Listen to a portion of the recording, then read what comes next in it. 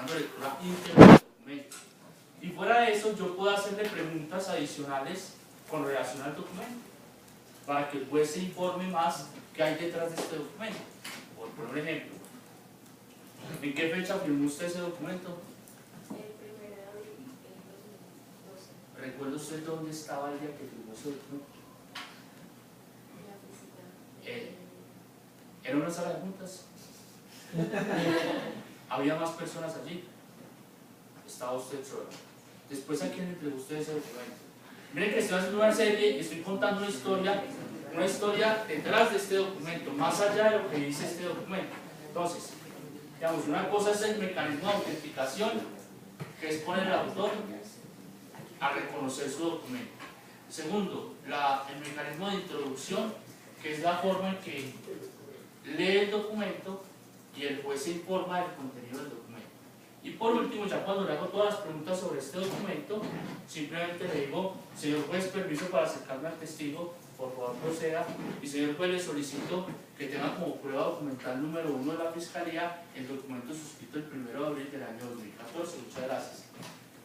De la mesa de la Fiscalía pasa a la mesa del juez, se lo entrego al juez. Ya es prueba. ¿Sí? Ya es prueba. Pero mi pregunta es, ¿cuándo a medida que lo va leyendo, se va convirtiendo en un medio probatorio o es cuando yo se lo doy finalmente al juez? Cuando yo se lo doy al juez. ¿Por qué es No, prueba? lo lee. Porque entregándoselo al juez ya se surtieron los principios o condiciones de validez de la prueba. Primero, inmediación en juicio público, con contradicción de las partes, porque es que yo estoy haciendo el mecanismo de contradicción, pero viene en contrainterrogatorio de la defensa, en el caso de la Fiscalía. Y la Fiscalía y la defensa la va a volver a poner el documento y le va a decir: pues, ¿habían más personas, no habían más personas ese documento? Porque sabe que eso firmaba, y lo va, digamos, le va a hacer su contrainterrogatorio. Ya cuando hay mecanismo de contradicción y pasa a la mesa del juez, ya es prueba, porque surtió todas las condiciones de validez de la prueba, ¿recuerdan? ¿Sí? Muy bien, pregunta. Una preguntita chiquita. Lo que pasa es que en la audiencia preparatoria, si mal no recuerdo, uno le presentaba cuáles iban a ser las pruebas que quería que se tuviesen en cuenta durante el proceso. Digamos, una vez surtido ese testimonio cruzado, la Fiscalía puede prescindir de decirle: por favor juez, tome en cuenta esta prueba, sino decir: no tome en cuenta esto. Tiene que ponérselo en la mesa del juez y tiene que solicitar que sea prueba, o si no, no hizo nada. ¿Sí? Pero no está obligado, digámoslo, porque puede ser que bueno, es una salga carga. favorable. Si no lo pasó, ya no es prueba. No sé si me hago entender. Lo que no llega a la mesa del juez no es prueba. Claro, ¿Sí? si la Fiscalía porque no lo estima conveniente después de haber hecho todo el proceso, no quiere que se tome como prueba, puede no dárselo al juez. Claro, uno puede en pleno juicio renunciar a las pruebas, pero las practicadas ya están practicadas. Sí, puede suceder eso, que la Fiscalía diga: no se la voy a dar al juez y no es prueba. Pero digamos, dado que esa prueba fue surtida, ese testimonio fue derivado de un interrogatorio cruzado, digamos, la defensa no puede decir: a mí sí me interesa, independientemente que la Fiscalía no lo haya Hay una presentado. discusión sobre eso. Muchos dicen que una vez la prueba solicitada y admitida en audiencia preparatoria, la prueba le pertenece al proceso. ¿Sí? Pero eso no es otra cosa que darle prevalencia al principio de permanencia de la prueba, que no tiene nada que ver con la ley 906, sino con la ley 600. ¿Recuerdan? Y quienes defienden más el sistema penal acusatorio permiten o dicen que si una prueba, digamos que si una parte renuncia a una prueba, es totalmente válido porque la prueba le pertenece a la parte. Pero una vez ya practicada, nadie puede renunciar a una prueba.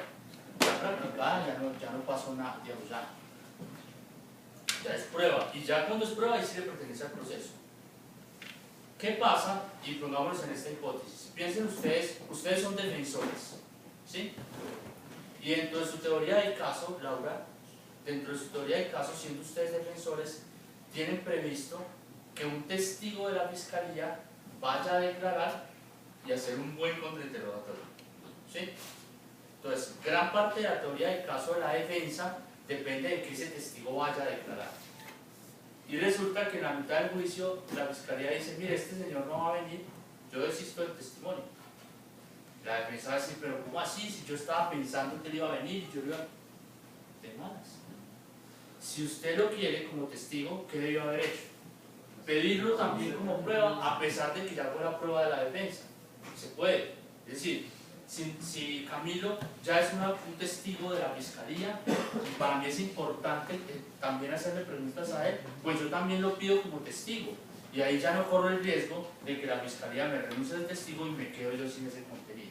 ¿Sí? O sea, un testigo le puede servir a ambos, puede ser decretado para ambos. ¿Sí? Bueno, muy bien. Artículo 431, la presentación del documento es que se lee íntegramente. ¿Sí?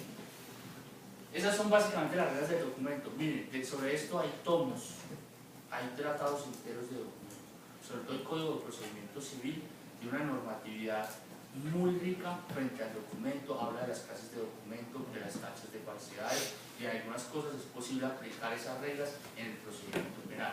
El Código de Procedimiento Penal trata de abarcar ciertos aspectos, pero el Código de Procedimiento Civil es el que más. No le he hecho un estudio claro al Código General del Proceso, pero sé que el Código de Procedimiento Civil sí lo tiene. Entonces, digamos que hay una especialización sobre el prueba documental. Entonces, esto es una versión muy comprimida del manejo de la prueba documental en el juicio. Pero quiero que en la forma lo tengan en cuenta. Cuando ustedes vayan a hacer el ejercicio y vayan a introducir un documento, tienen que hacerlo con el testigo que es, bien sea porque firmó el documento o bien sea porque participó en su recolección. ¿Sí? Ahora pensemos que no es un documento, pensemos que es una evidencia, un arma de fuego.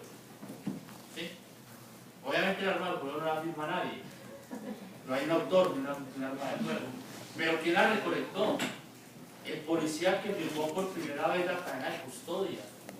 Ese policía debe responder ante el juez por esa evidencia. ¿Sí? Entonces, cuando yo pretendo introducir ese revólver, es lo mismo, se le pone el presente, se lee el formato de cadena de custodia, ¿sí? Y se introduce la evidencia, porque esa evidencia tiene unas huellas, por ejemplo, y porque esas huellas además tienen un dictamen sobre las huellas, ¿sí? Entonces, por eso es importante, en el momento con la evidencia, que se usa un procedimiento de autenticación y de introducción, y que finalmente se solicite, y ojo con eso para el ejercicio, soliciten que sea prueba. Señor juez, solicito que se tenga como prueba documental o evidencia, ¿sí? El documento suscrito por tal el día tal, ¿sí? Muchas personas cuando introducen documentos, y eso es una buena técnica, las enumeran. Entonces, por ejemplo, señor juez, tenga como prueba número 1 de la defensa la carta de Amorelis. ¿Sí? Después sigue, tenga como prueba número 2, y eso le permite al juez llevar como un orden, prueba 1, prueba 2, prueba 3. Y en los alegatos además se les hace más fácil a ustedes. ¿Sí? En los alegatos del final de conclusión. Se van a decir, la prueba número 3, recuerde, señor juez, que era la carta de amor que... Entonces, esto frente a la prueba documental. Frente a la prueba pericial, es muy sencillo.